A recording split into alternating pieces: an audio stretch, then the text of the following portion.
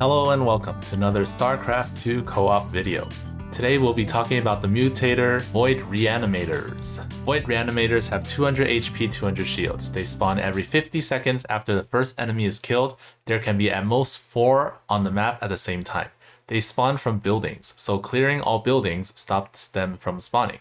The general plan is to have hit squads or spotters where fights have happened so that you can stop reanimated units from snowballing. Since reanimators have low target priority, you have to manually target them.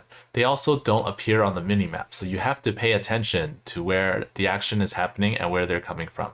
Don't kill enemy units until you're ready to deal with the reanimators, or you want to make a cage in the early game, which I'll explain. So that means like the Haka, when he comes out 1 minute, you sometimes may not want to farm because you'll have to deal with reanimators. This is how you make a zoo. First, you kill an enemy. Usually you want it near your base so that the buildings that you make will be in front to block them. You leave one space so that probe can go and stand there and block. You can use 2 probes to be safe. So right there you can see that the reanimator is blocked, and once they're all here, you can completely wall them off. You can also wall in the blocking probe to be extra safe. There's also a thing called a pseudo zoo. A pseudo zoo is where you have so many defenses that whatever the reanimators revive gets killed immediately, and the reanimators are far away from your defenses that they don't actually get killed. So they revive things, but nothing actually happens. This is commonly seen with Manx or Swan because of their IDEF capabilities. You can also make a pseudo zoo by killing air units over unpathable terrain. Reanimators will try to revive these units, but they can't reach, so they end up just standing there.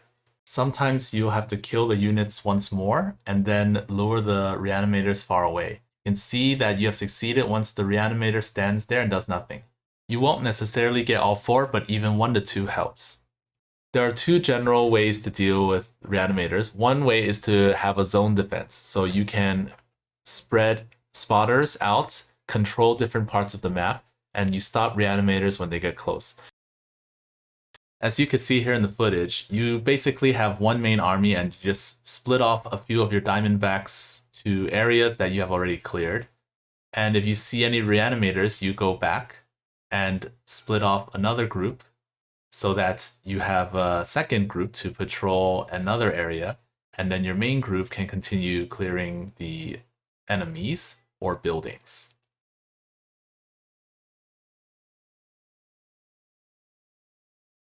Clear the reanimators when you see the enemies attack you.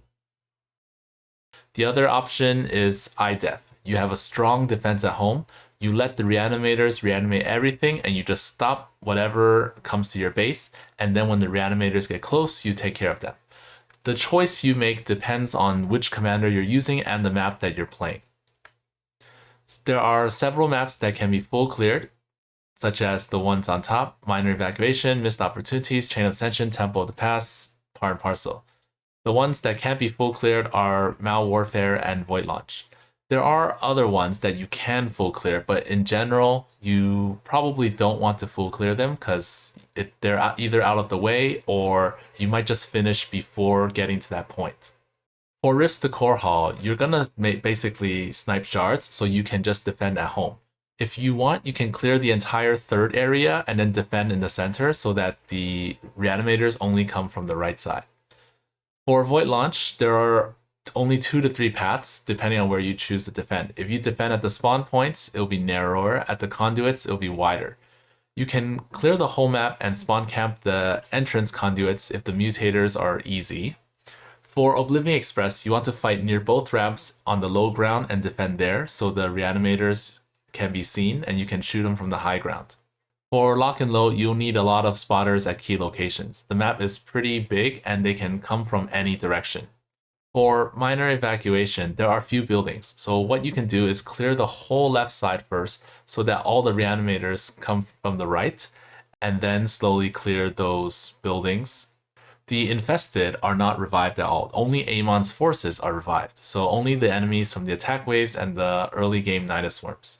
On Dead of Night, the reanimators can also reanimate the special infested, and after the first night, they will reanimate a lot of the infested because they die to the sunlight. For void thrashing, you want to control the center first, then clear the whole left side, eventually clear the right side so they all come from the center. For part and parcel, the reanimators can spawn from the boxes, so make sure you clear all the boxes. You want to clear the entire left side so they all come from the right side and they go towards the right side of the natural.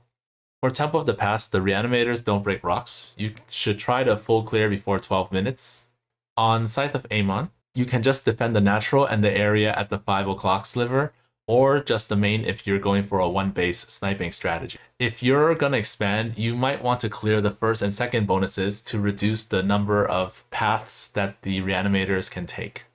For Vermilion problem, it's hard to full clear in solos, so you should probably just defend the high ground or heavily defend the natural.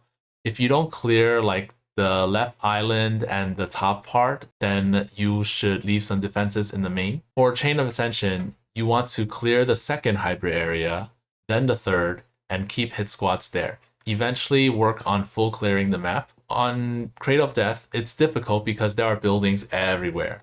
It's probably better to just defend at the ramps in the center. For Mal Warfare, you should clear the first bonus so they all come from the right.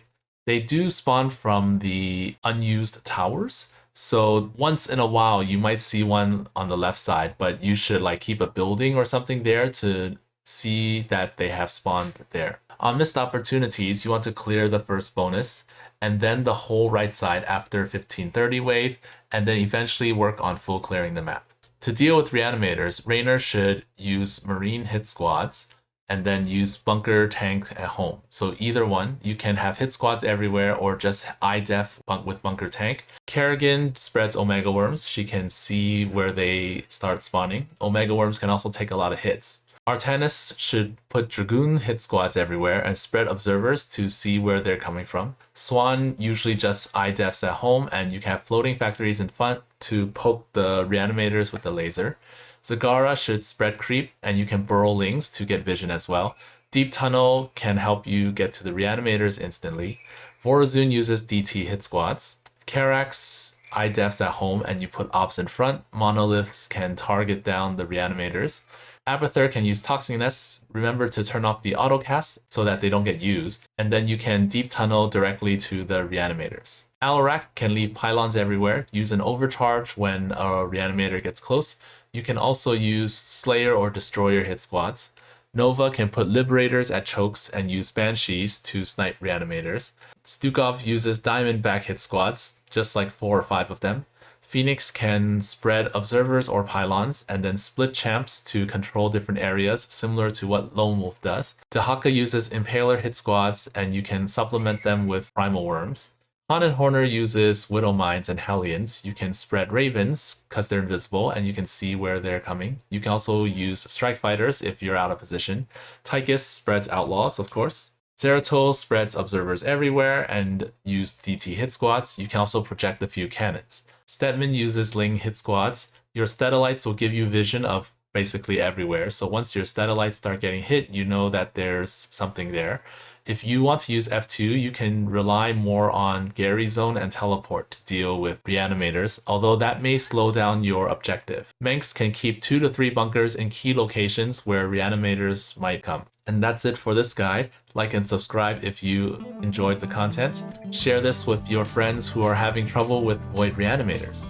Thanks to all the members who are supporting me. If you would like to join the squad, please check out the link in the description below. And while you're here, why don't you check out the playlist on the left to check out a lot of the other guides that I have made. See you there!